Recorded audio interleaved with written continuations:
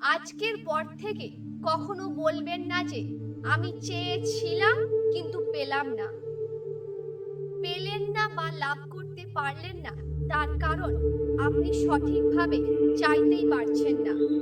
আগে সঠিকভাবে চাওয়া শিখুন, অর্থাৎ নিজের মনের বা অন্তরের মধ্যে ওই কাঙ্ক্ষিত বস্তুর প্রতি ক্ষুধা সৃষ্টি করুন। দেখবেন শিশু যতক্ষণ না কাঁদে, মা কি তাকে স্তনপান করান? তাই আপনি কাঁদুন, আরো কাঁদুন।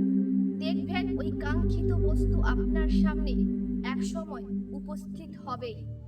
আর একটি কথা, প্রাপ্তি হয়ে গেলেই কখনো নিজেকে ভুল করেও ভুলে যাবেন না। সমস্ত কিছুকেই স্বাভাবিকভাবেই গ্রহণ করবেন। আর যদি আপনার মধ্যে অহংকার সৃষ্টি হয়, তাহলে সবকিছু পেয়েও না পাওয়ার যন্ত্রণা আপনার জন্য